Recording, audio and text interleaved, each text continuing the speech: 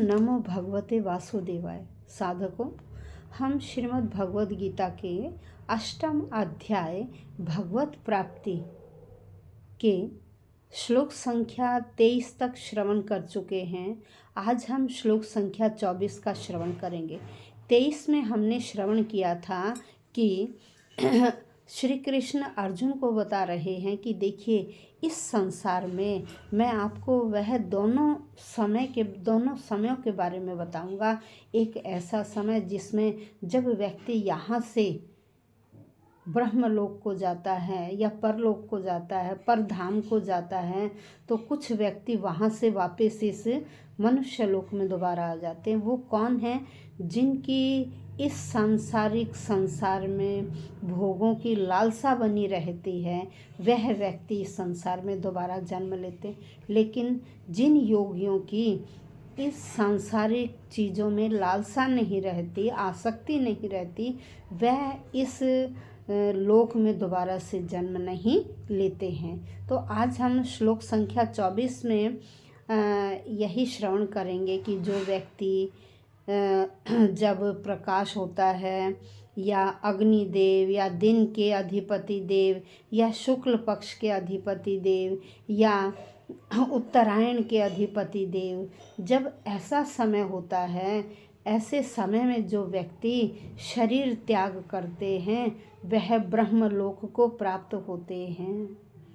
और यदि व्यक्ति इन शुभ क्षणों में शरीर न भी त्यागे, लेकिन उसे सांसारिक चीज़ों से मोह माया न हो, तो ऐसा व्यक्ति भी इस संसार में दोबारा जन्म नहीं लेता है। उसे गोलोक या जो मुक्ति धाम है वह प्राप्त होता है।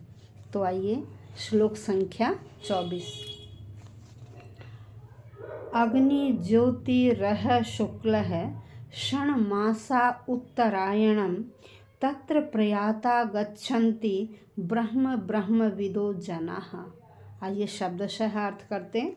अग्नि ही अग्नि, ज्योति ज्योति प्रकाश, अह होता है दिन, दिन, शुक्ल है शुक्ल पक्ष। देखिए, महीने में 2 पक्ष होते हैं। 15 दिन के पहले आता है कृष्ण पक्ष, जिसका अंतिम दिवस होता है अमावस्या, और दूसरा होता है शुक्ल पक्ष, जिसका अंतिम 15वां दिन होता है पूर्णिमा। तो यहाँ कह रहे हैं शुक्ल पक्ष षण मासाह 6 महीने। देखिए, 6 महीने उत्तरायण में रहता है सूर्य और 6 महीने दक्षिणायन में रहता है। तो यहाँ कहा उत्तरायण के समय, किस समय में? कि अग्निदेव हों, फिर प्रकाश के देव हों उस समय, फिर कहा कि दिन के देवता हों, फिर कहा शुक्ल पक्ष के देवता हों, फिर कहा उत्तरायण के देवता हों। तत्र वहाँ प्रयाता चले जाते हैं, मृत्यु को प्राप्त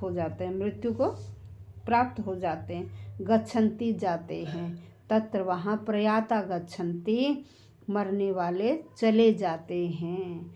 ब्रह्मा के पास, ब्रह्मविदो जो ब्रह्म ज्ञानी व्यक्ति हैं, जिन्होंने ब्रह्म का ज्ञान प्राप्त कर लिया है, ऐसे जनाः व्यक्ति।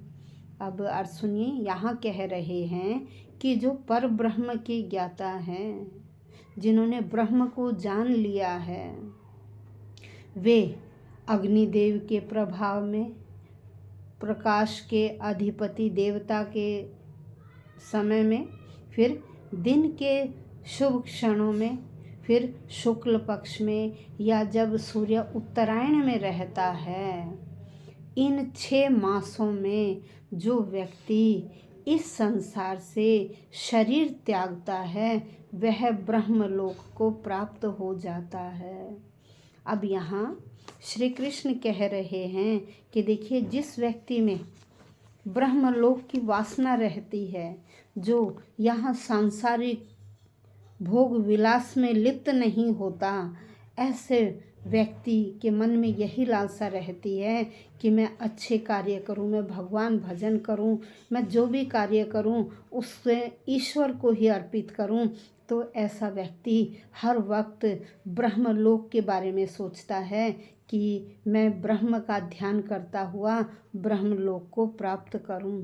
और ऐसा व्यक्ति क्या करते हैं, वह जब अपने शरीर को त्यागता है तो वह ब्रह्मलोक को प्राप्त होता है। उसकी जो आत्मा की यात्रा है वह क्या है, वह अधिष्ठात्री देव के पास पहुंच जाती है। और मनुष्य का जब मृत्यु का समय आता है तो देखिए हमारा जो मन है ना, वो हमें किसी अलग रास्ते, नए रास्ते पर ले जाता है। और अचानक क्या होता है, जो व्यक्ति जिसका सांसारिक मोह माया से लगाव नहीं है, ऐसा व्यक्ति ब्रह्मलोक को प्राप्त हो जाता है। और जिसका इस सांसारिक भोग विलास में मन लिप्त रहता है, ऐसा व्यक्ति ब्रह्मलोक को प्राप्त नहीं करता है। और बार बार वह इस संसार में उसकी पुनरावर्तन की संभावना बनी रहती है। वह बार बार जन्म लेता है और मृत्यु को प्राप्त होता है। बार बार जन्म लेने पर भी उसकी सांसारिक भोग विलासों से तृप्ति नहीं होती है। इसलिए इस प्रकार का व्यक्ति इस संसार में, इस भौतिक संसार में बार बार जन्म लेता है। लेकिन जो व्यक्ति जिसका केवल ध्येय ब्रह्मलोक को प्राप्त करना है, वह इस लोक में कार्य करता हुआ किसी भी कार्य में आसक्ति नहीं रखता है।